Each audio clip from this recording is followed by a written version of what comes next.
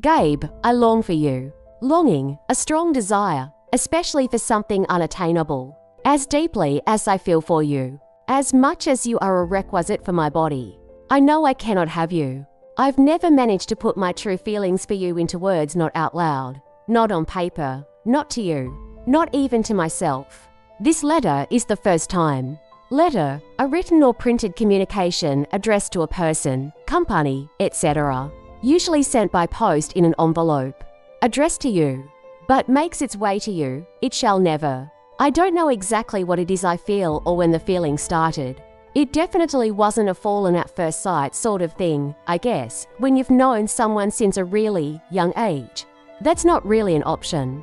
I do remember the first time I felt the attraction.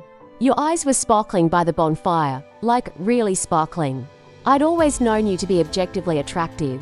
You had a manly build, looked exactly like every other school's football team captain. You always wore t-shirts way too tight, probably to show off your pecs. That night, your white t-shirt got soaked when the boys poured beer all over you, celebrating your last football win. I could see your ABS seeping through, and it made me feel things I never thought I'd feel toward you. With the help of a few too many drinks, I walked through the crowd and made my presence known. I stood there, close, sipping on my drink, swinging my hips, and somehow, it worked. You came up to me. This was probably the first time we'd spoken outside of forced classroom interactions. It didn't take long for you to ask, "Want to come to my cabin? We can. Watch a movie or something." You said it with such a cheeky smile. I remember thinking how white your teeth were. It made me insecure that mine shone yellow in comparison. I knew you'd used that phrase, probably hundreds of times, before you were such a classic jock. Jock, a stereotype of an athletic and confident individual, often perceived as popular with the opposite sex. And, by all means, popular with the opposite sex you were. I never would have imagined myself being one of your girls. But I'd never gotten any attention from a guy before, and my friends had encouraged me to let loose and have some fun that night. I turned 17 not long before, and was the last in the friend group not to have done it. Tonight was the perfect chance, the last party before graduation. Kelly dressed me up in one of her sexy black tops paired with the shortest pair of jeans I'd ever seen. They were so uncomfortable, infiltrating all the wrong places. Megan did my hair and makeup, soft curls, and a red lip. Usually, you could find me in something oversized, hair and makeup undone. I looked like a different woman. I felt like one too. And so I followed you, away from the bonfire, away from all the people. Your cabin wasn't too far along the beach, but the walk felt dreadful. When Kelly said the party was in Jack's backyard, I didn't know that meant the beach. I was wearing completely the wrong footwear for the occasion. I hoped you weren't noticing my awkward walk, more of a stumble, with sand seeping from all corners of my shoes. Your cabin felt cozy.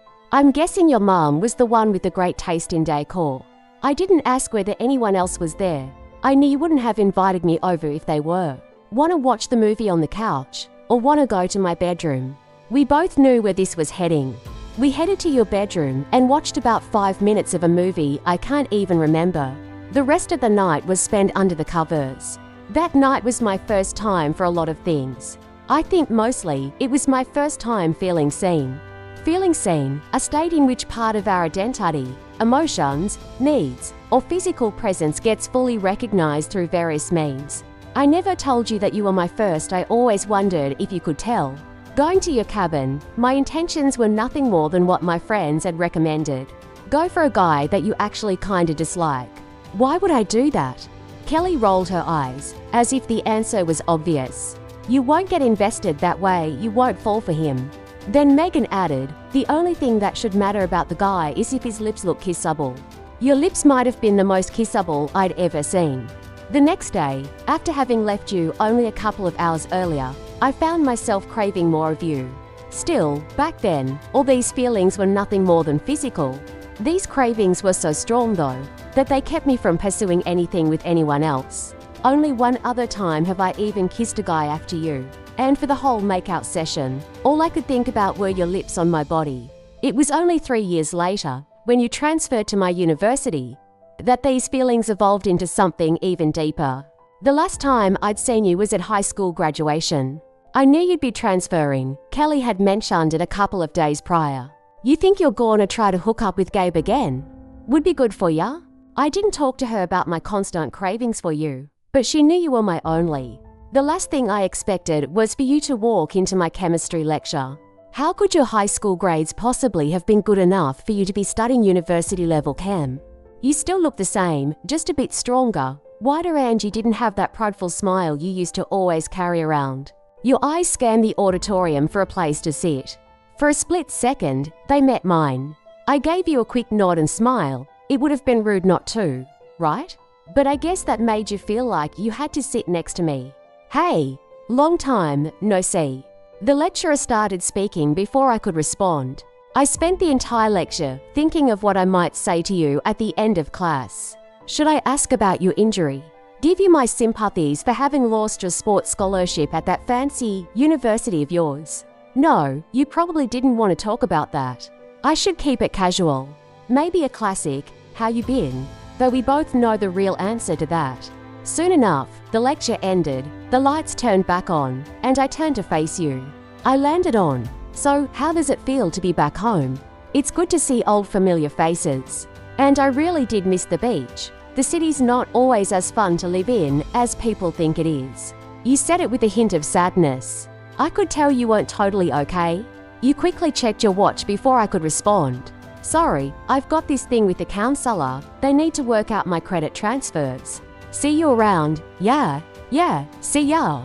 See you around. A casual way to say goodbye without setting a specific time to meet again. See you around. A subtle way of expressing a desire to run into someone again in the future. I wonder which one you meant. Had you possibly also been thinking about my body every second of every day for the past 3 years?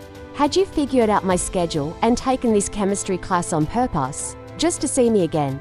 Maybe the transfer wasn't fully about your injury after all.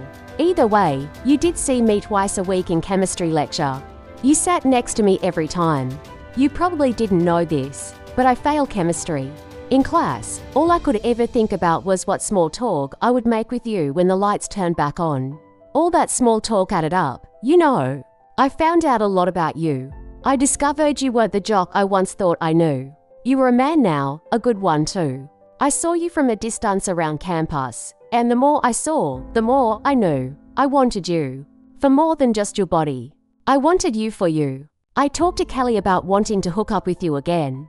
I didn't want her to know about my true feelings just yet, so I made it sound casual. Definitely don't make a move in chem class. Wrong vibes. Okay, where should I make a move then? Chem's the only place I see him. You could just DM him. Doesn't feel right? Alright, how about we go to the football game on Saturday?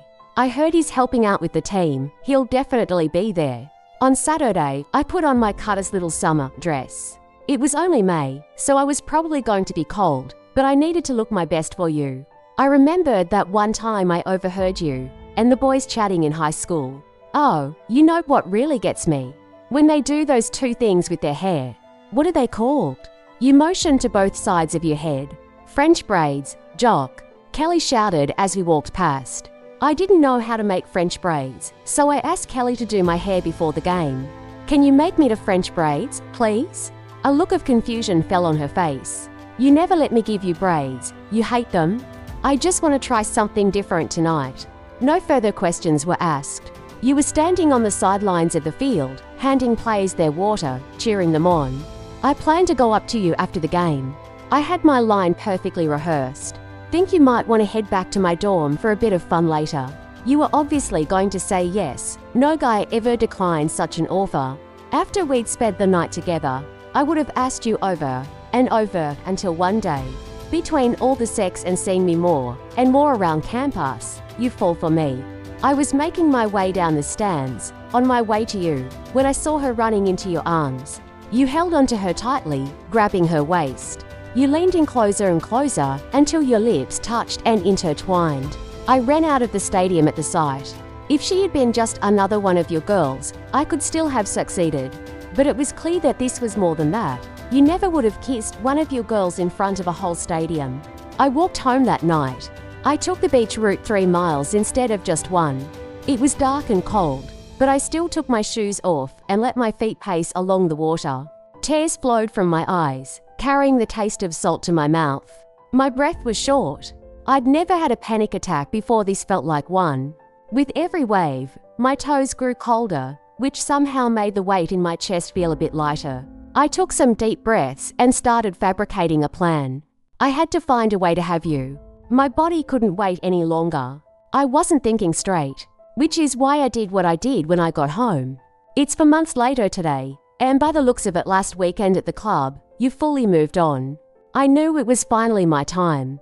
After all these years, I could finally have you. My body would feel whole again. Today, I took a different approach. There was no need to be subtle at this point. I knew deep down we'd been having the same feelings all along. I came to your cabin. I heard that you'd be here alone today. You were surprised to see me, but it didn't take much convincing for you to fuck me. And fuck me, oh you did. Afterwards, I said something I shouldn't have. I don't even know if I fully meant it, but either way, it might be the worst mistake I've ever made. I love you, Gabe. What? Hey, I thought you just came here for a bit of fun. Soon enough, you'll realize that you love me too. That's how the scenario started. Scenario, a development of events. After all the events unfolded, I collapsed into the silence of your living room and started writing to you. I have to admit, not all I wrote is true. But know this, for as long as I live, I will long for you. I long for you. I long for you. I long for you. But I cannot have you. Because now, you are dead too. Dead, no longer alive.